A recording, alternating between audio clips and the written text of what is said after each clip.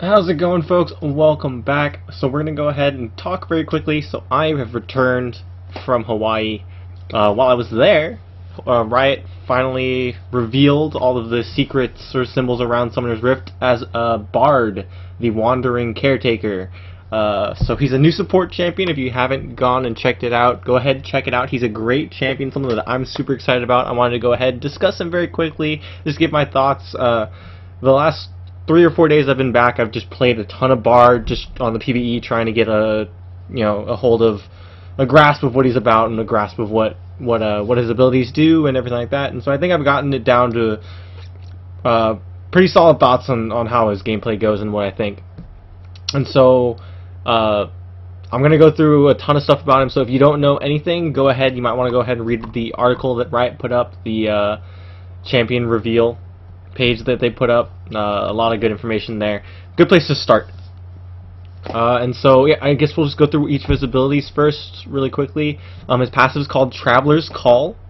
So Chimes, well, let's go over what he is first. So he's a support champion with a heavy focus on roaming. He's like the only roam champion he's the first roam champion, like fully roaming based champion that Riot has put out. He is a support champion, and so he gains a lot of utility and a lot of usage through roaming the map, which is really cool. I think it's a great mechanic to have, especially now with all of this stuff going on with lane swaps and everything. I just think it's a really interesting sort of gameplay element to have him in the game and sort of roaming around, walking around. It's really cool to see. It gets interesting when there's 2 bards in the game. We'll go over that. That's for normal games. I'm not really focusing on that, but we're just gonna go over his kit really quickly. So again, his passive is Traveler's Call. Now, the way that you gain experience and the way that you move very quickly around the map as Bard is through these chimes. They're called ancient chimes, and so these chimes appear randomly across the map, and they show up on your mini map as little icons. So you can go ahead and pick, and when you pick them up, you get a short boost of movement speed, and you get experience and a little bit of mana back. So I like that mechanic. I think that's a good way to get him roaming around, getting him moving a little bit faster, and still being the trade-off of you want him to roam, you don't want him to stay in lane. I think that's a good way of sort of balancing things out. The only problem that I keep seeing is the chimes are random. So he, like, as a Bard player, you tend to have your paths sort of go as the chimes go. And I'm not saying, like, if you go chime to chime, you're moving around pretty quickly, but still, I don't like the fact of, like, your determined path or your most optimal path is due to the RNGs. Like, it just doesn't appeal to me. I don't think that's a strong thing. I'm not sure how they can change that, if it's going to be in certain places at certain times and they maybe have different respawn timers or anything like that, maybe as a mechanic. But I don't like the fact that your general direction of going is primarily determined by RNG. Just a thought there. And so the other part of Traveler's Call is meeps. And meeps, you can kind of think of them as the whimsy that Lulu has. So Bard has the little meep, and it whenever he attacks, the meep throws itself, does extra damage, and then kind of disappears. And then the more chimes you collect throughout the game, it makes that meep stronger, so it gets more sort of percent damage, as well as he gets more meeps as well, and they come back faster. So yeah, Traveler's Call is mainly based around that chime idea. So let's go into his Q, which I think is probably his most sort of that's the one you're going to spam, and that's the one that's going to be sort of the most impactful in terms of average things that you're going to do throughout a game. You're going to be using your Q a lot to go ahead and try to impact these lanes that you're roaming to.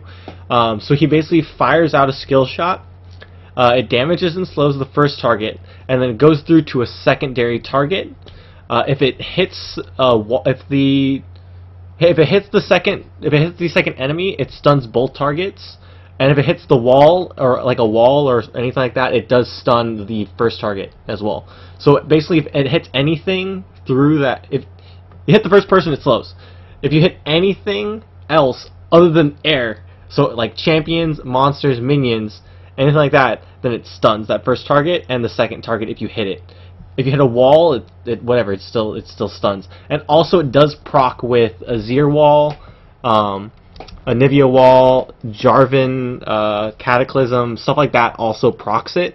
So if Jarvan goes in, gets a Cataclysm down, and then you just throw that Q in, you're pretty much guaranteed a stun on whatever target you hit. The only problem is you have to make sure you hit that Q.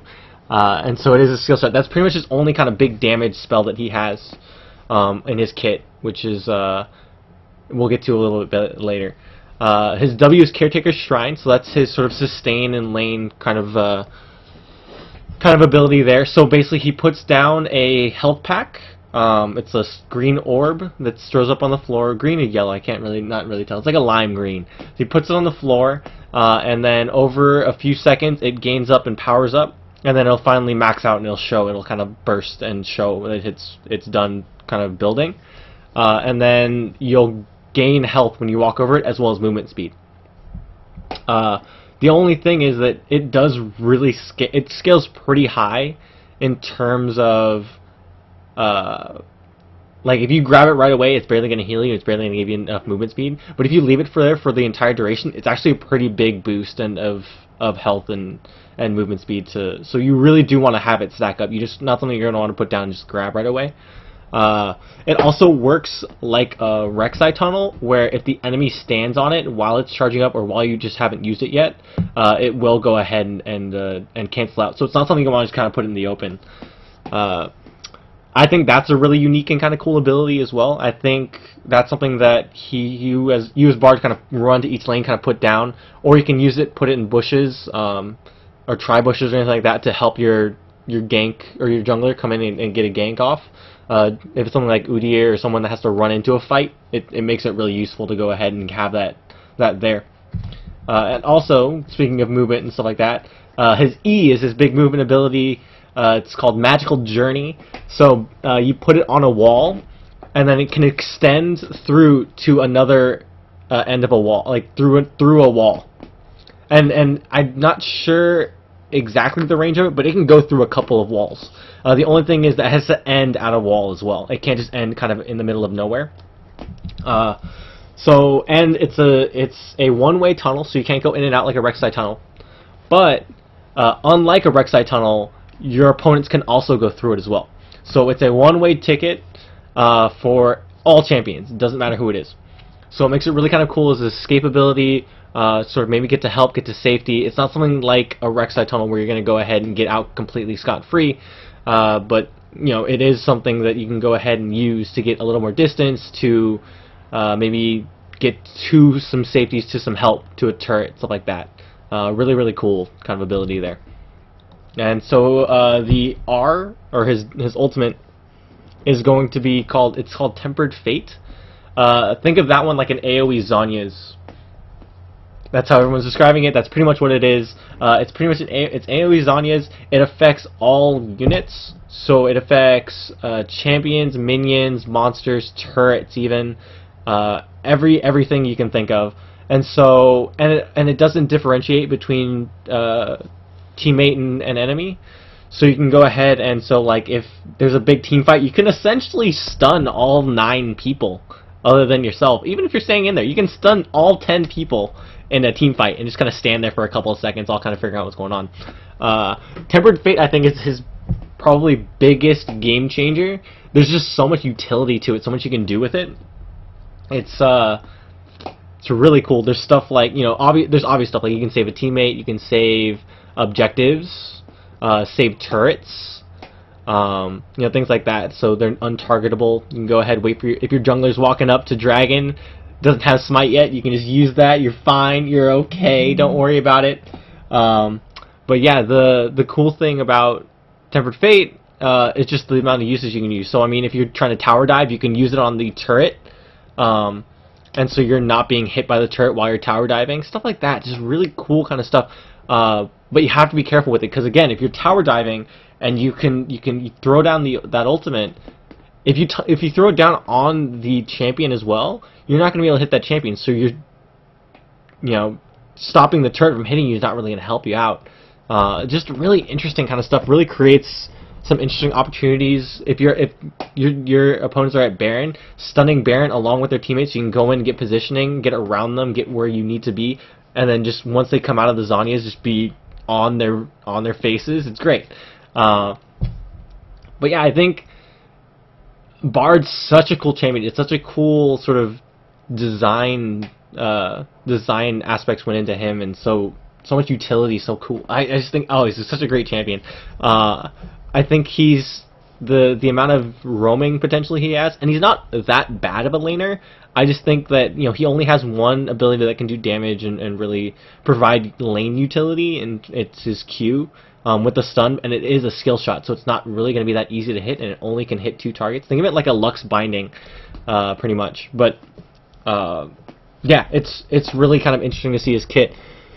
So in terms of if he's going to be used or how he's going to be used, I think that he is going to be used mainly in terms of competitive play. Of course, people are going to play him in solo queue and stuff like that. I'm not talking about normals, but I mean just in solo queue. I don't think he's a strong solo queue champion.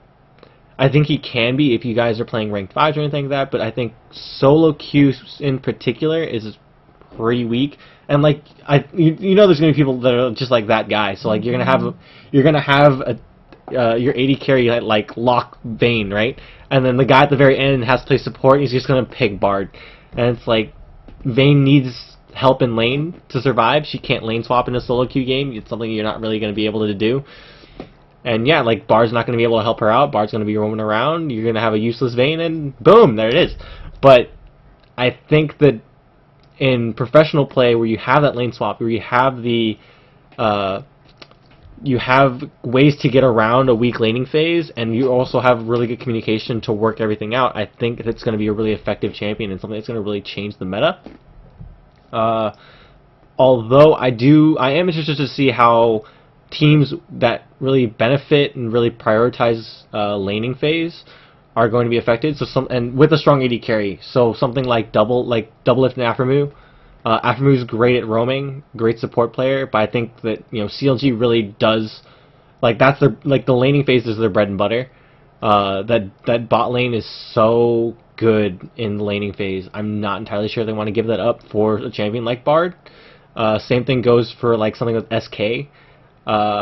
Forgiven's so strong in lanes, something, and he does, as safe as he does play, he does like to play that lane swap game where he does grab the turret as quickly as possible, and they do quick to push that turret. So it'll be interesting to see if if they go ahead and decide to start learning and picking up Bard. Same thing goes with I think a team like Cloud9 can go ahead and use them pretty effectively. Sneaky's pretty comfortable, or he's been seen pretty comfortable solo laning or solo farming in a lane swap, while Lemon kind of roams around and does crazy things.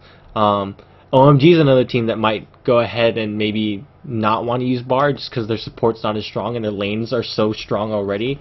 And getting Uzi fed should be the main focus of that team. That I'm not entirely sure that's something they want to go with. And they have Loveling already, so that it's not, or Lovelin, sorry, not Loveling, Lovelin. They have Lovelin already, so it's not someone that with that amount of pressure already, you don't really need a roaming support. But yeah, I think he does have a lot of priority, and he will have a lot of priority in professional play. And I really don't see you'll see him too much in solo queue. But I do highly recommend going ahead and playing him, giving him a chance. I think he's a ton of fun. I really enjoyed playing him over these last couple of days. I really want to explore him a little bit more. Maybe come back with another video. But yeah, go play him, guys. He's on the PBE. If you don't have a PBE account, go ahead and watch some streams. He's just a ton of fun to watch, ton of fun to play. But yeah, guys, go ahead and check him out. Thanks for watching.